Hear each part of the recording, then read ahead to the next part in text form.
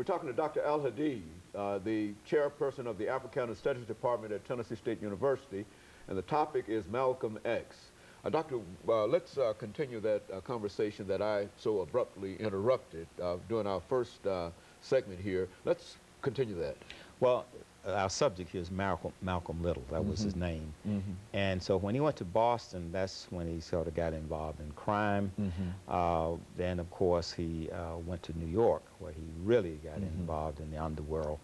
And he became a thief.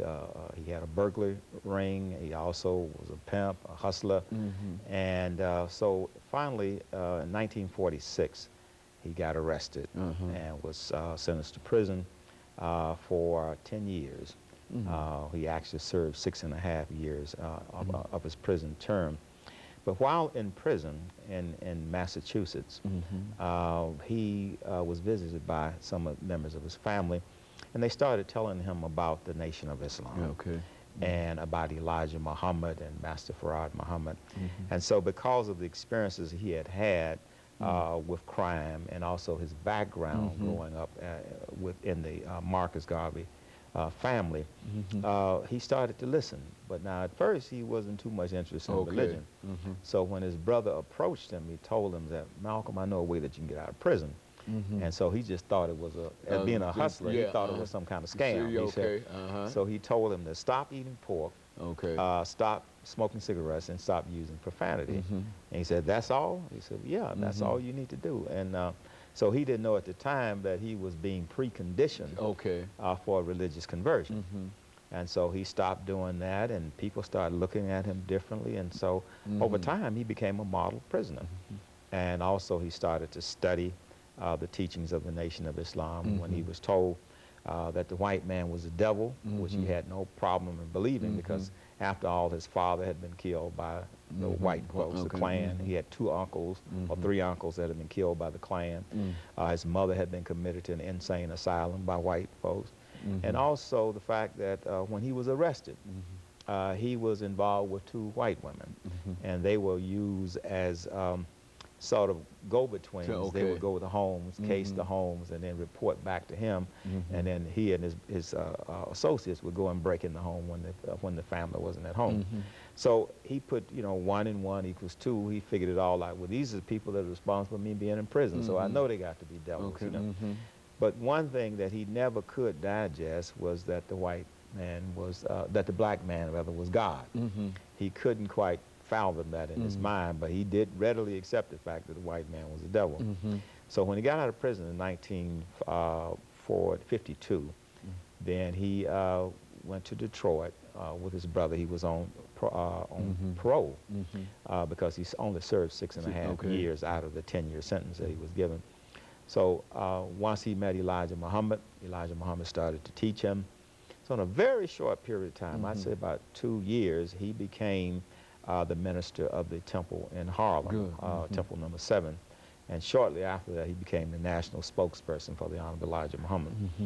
Now, at the time that he received these teachings of Islam, he did not know, did not realize that these teachings were not exactly what Islam was all about. And in order to show the difference, let me just tell the audience what true Islam is. Well, first of all, Islam means total submission to the will of Allah. A person who accepts this becomes a Muslim. The proper name for God is Allah, and the holy text of the Muslims is the Quran. And there are 5 basic beliefs that you must have. First of all, that there's no God but Allah, and Muhammad is last and final messenger. You must also pray 5 times a day, give 2.5% of your wealth in charity, and then you should also fast during the month of Ramadan. And as fate would have it, we are now trying to sight the new moon to begin the fasting of Ramadan at this very moment. Ramadan here will start either Saturday or Sunday. Then finally, we have the pilgrimage to Mecca, which comes in the last month of the Islamic calendar, which is the month of Hajj. And that was the thing that when Malcolm made the pilgrimage to Mecca, that would allowed him to see clearly the difference between the type of Islam he was taught and Islam that he eventually came to accept as true Islam or mainstream Islam. But as things developed, Malcolm became very popular. As a matter of fact, as early as 1958, he traveled abroad to Sudan, to Egypt, and to Turkey, and he had a chance to see true Islam as early as 1958. So when he came back, he had a different kind of perspective on Islam in contrast to what he had been taught by the Honorable Elijah Muhammad. So as things kept unraveling, people inside of the Nation of Islam became somewhat jealous of him. And they started taking his articles out of the Muhammad Speaks newspaper. And, you know, the jealousy and animosity started to develop. So eventually, they tried to figure out some way to get him out of the Nation of Islam. And the incident that he used as a pretext of getting him out of the Nation of Islam was when President John F. Kennedy was assassinated on November 22nd, 1963. Elijah Muhammad sent an executive order for none of his ministers to say anything about the incident. So Malcolm, after giving a speech, inadvertently said that the assassination of Kennedy was a case of the chickens coming home to roost. And what did he want to say that? I remember that statement. I remember. He made that statement, and then initially he was suspended from the Nation of Islam for 90 days. But he eventually realized that he was not going to be admitted back into the Nation of Islam. So he then went to the Islamic Center in Brooklyn, New York, and there at the Islamic Center, he became a true and proper Muslim. And once he converted in 1964, he then made arrangements to go to Mecca so that he could really see the entire Muslim world and travel throughout the Muslim world.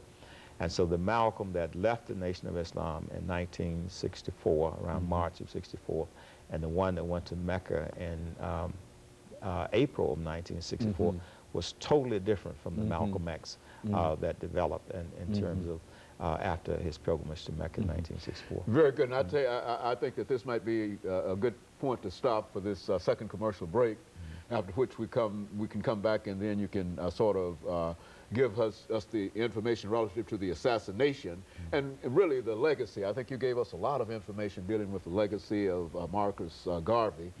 And I'm sure that Malcolm has, certainly his legacy might not be as great as Marcus Garvey's legacy, but certainly he, and I'm sure that you have a lot of information in reference to that legacy.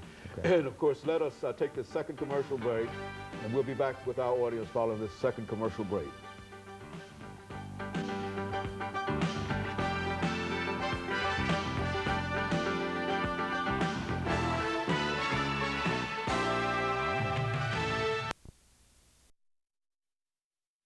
Topic is Malcolm X.